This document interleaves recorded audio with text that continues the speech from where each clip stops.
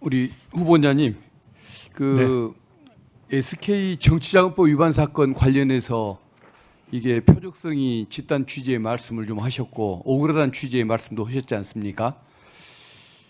이게 어떤 대선 자금 사건 이것과 뭐 연관이 되는 또 이런 측면도 있었던 사건 아닙니까? 네. 근데 그때 과거에 검찰이 대선 자금 사건들 수사할 때 그 관행을 보면은 그 대선 자금 사건은 다른 사건에 비해서 그 비난을 좀 덜 받았던 측면이 있었던 면도 있었던 반면에 당시에 수사검사들 얘기를 들어보면은 어떤 구체적인 자료를 가지고서 수사를 하는 것이 아니고 기업 관계자들을 불러서 계속 쪼아대는 방식으로 자백을 받아내는 이런 진술에 의존한 수사가 좀 있었습니다. 심지어는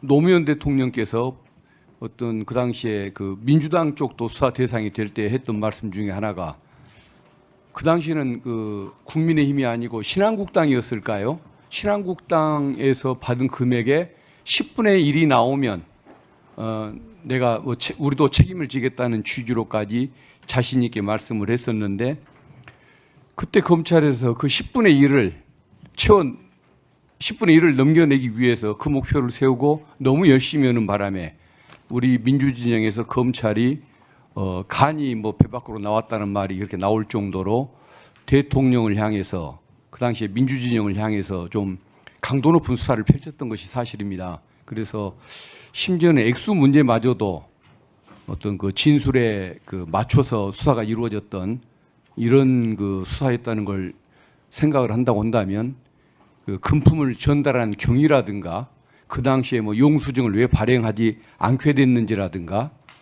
그다음에 메일을 또 그것과는 또 별개로 아까 메일 내용에 보면은 무슨 취지라는 식으로 판결에 나온다고 했지 않습니까? 이것처럼 어떤 객관적 사실이 아닌 수사의 어떤 경위라든가 또 혐의 내용을 설명하는 이런 정황 이런 것들에 대해서는 얼마든지 검찰의 입맛에 맞게 그게 그려질 수 있었던 분위기였다는 걸 이걸 저는 좀 느끼고 있는데 아마 후보자께서도 그런 분위기를 알기 때문에 지금 표적성 수사였다고 말씀하는 것 아닐까 싶습니다. 어떻습니까?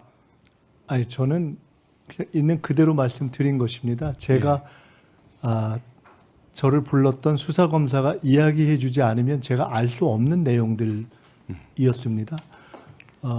수사검사가 불러서 갔더니 어느 기업으로부터 돈을 받은 바가 없냐고 해서 제가 잠시 멍하게 생각을 못하다가 무슨 얘기냐고 하니까 서울시장 2002년 선거 당시의 일을 이야기해서 당연히 있다고 얘기를 했더니 근데 그게 뭐가 문제냐고 제가 반문하자 그때 설명을 해주기를 대선 자금 수사를 하면서 그 기업을 불렀는데 그 기업의 회장에게 제 이름을 얘기하면서 저 관련된 것을 불라는 표현을 그 검사가 썼습니다라고 해서 그 당사자께서 아니 이것은 이 사람이 요청한 것도 아닌데 젊은 사람을 생사람을 잡아야 되냐라고 해서 2시간 정도 답을 안 했는데 이걸 얘기하지 않으면 내보내지 않겠다라고 얘기해서 답을 하게 됐다라는 설명을 검사가 해줘서 제가 안건입니다.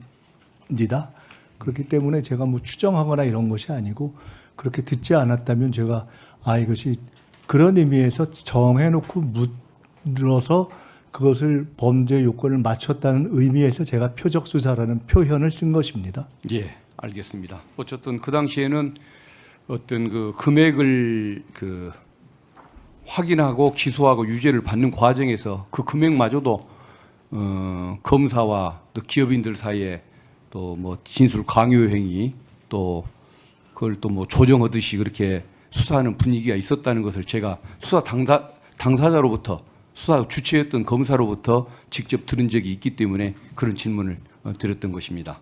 그 얘기는 이제 그만하겠습니다. 네. 정책적인 것 관련해서 한 가지 질문을 드리겠습니다. 이재명 대통령, 이재명 정부의 공약 중에 북극항로 주도권 확보라는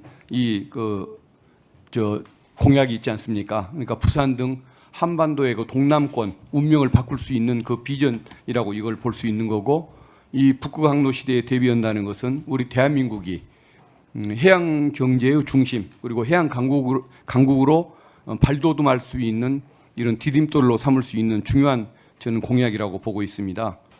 그래서 그런지 이재명 대통령께서 단순히 공약에 그치지를 않고 그것을 뒷받침하려는 의도라고 저는 보여지는데, 해양수산부를 지금 부산으로 옮기기로 했지 않습니까? 네. 그리고 또 국내 최대 해운사인 HMM 이 회사를 부산으로까지 함께 이전을 추진한다는 이런 방침까지 내놓았습니다. 강력한 실현 의지가 저는 느껴집니다.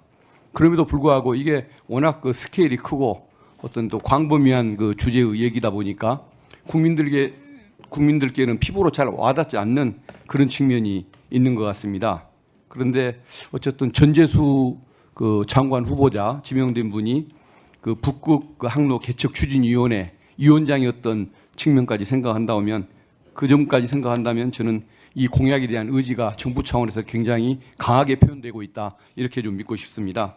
그래서 저는 그 후보자께서 뭐 저보다도 훨씬 이 부분에 연구를 더 많이 하셨을 텐데, 아무튼 이것은 최소 10년 이상의 그 앞을 내다보고 추진해야 하는 그 대사업 아니겠습니까? 그래서 지정학적 요인도 따져야 하고, 기후 환경적인 요인도 따져야 하고, 그리고 또 외교 통상적인 요인, 예를 들면은 러시아와의 어떤 외교 관계 이런 것들도 다 따져가면서 추진해야 할 큰 과제라고 생각을 합니다.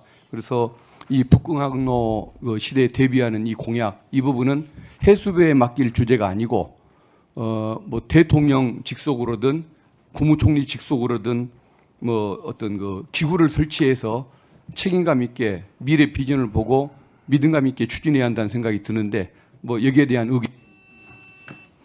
결론부터 말씀드리면 대통령님과 제가 정식 취임이 되게 되면 말씀을 나눠서 박 의원님 말씀대로 대통령 직속 또는 총리 직속의 위원회에서 필요한 조율을 할 수 있도록 하겠습니다.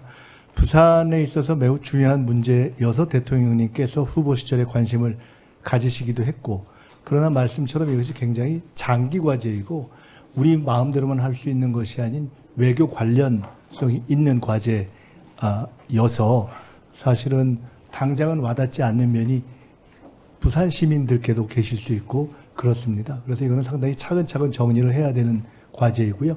마침 말씀처럼 해수부 장관의 지금 후보자로 지명된 전재수 의원이 저희가 대선 시기부터 이 문제를 맡아주십사 해서 북극항로 관련 위원회를 맡아주셨기 때문에 이후에 해수부 장관으로서도 이 문제를 계속 다뤄나가시게 되고, 정부 차원에서 지원할 것은 전력을 다해서 하겠다. 이것은 부산의 문제를 넘어서는 대한민국의 비전과 관련된 문제다. 그래서 관심 주시는 것을 전적으로 동의하면서 그렇게 하겠습니다.